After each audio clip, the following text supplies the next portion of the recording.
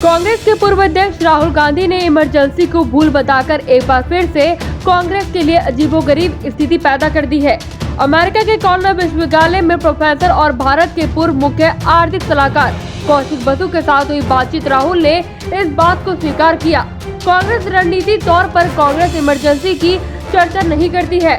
Party नेता भी इसका जिक्र नहीं करते, बल्कि विरोधी पार्टियां खासकर भारतीय जनता पार्टी सदन में और सदन के बाहर कांग्रेस का असली चरित्र बताने में इमरजेंसी की याद दिलाती है। चुनाव आयोग ने 26 फरवरी को ही 5 विधानसभाओं पर असम, पश्चिम बंगाल, केरल, तमिलनाडु और पुडुचेरी में चुनाव की तारीखों की घोषणा की है। पार्टी पहले ही इन राज्यों में भाजपा से मुकाबला करने में परेशानी का सामना कर रही है। पार्टी में गुलाम नबी आजाद, कपिल सिब्बल जैसे G23 के कई नेता खुद पार्टी की कमजोर स्थिति की बात सार्वजनिक मंच से कर चुके हैं। ऐसे में खुद राहुल गांधी का इमरजेंसी पर बोलना क्या पुराने घाव हरा करने जैसा लगता है।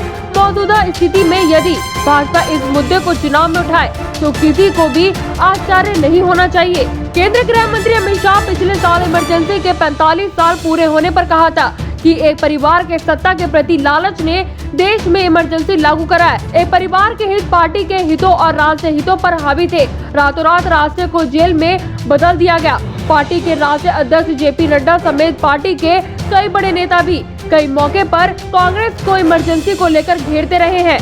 देश में 21 महीने तक इमरजेंसी लगाई गई थी। इसे 25 जून 1975 को लागू किया गया। 21 मार्च 1977 को खत्म किया गया था। तत्कालीन राष्ट्रपति फखरुद्दीन ने तत्कालीन प्रधानमंत्री इंदिरा गांधी के कहने पर संविधान का धारा 352 के तहत देश में इमरजेंसी की घोषणा की थी। इमरजेंसी में चुनाव स्थगित हो गए और नागरिक अधिकारों को खत्म कर दिया गया था। राहुल गांधी ने आपातकाल पर पूछे गए सवाल के जवाब में उन्होंने कहा, मुझे लगता है कि वह एक गलती थी। बिल्कुल वह एक गलती थी और मेरी दादी ने भी ऐसा कहा था। आपातकाल के अंत में इंदिरा गांधी ने चुनाव की घोषणा की थी। इस बाबत प्रणब मुखर्जी ने बसु से कहा था कि उन्होंने ऐसा इसलिए किया क्योंकि उन्हें हारने का डर था। बातचीत के दौरान राहुल गांधी ने कहा कि कांग्रेस पार्टी ने किसी भी समय देश के संस्थागत ढांचे पर कब्जा करने का प्रयास नहीं किया। उन्होंने कहा कि मैं साफ तौर पर कहता हूं कि कांग्रेस पार्टी के पास इतनी क्षमता नहीं है कि ऐसा कर सके। उन्होंने कहा कि कांग्रेस की संरचना ऐसी है कि वह ऐसा करने की अनुमति नहीं देती है।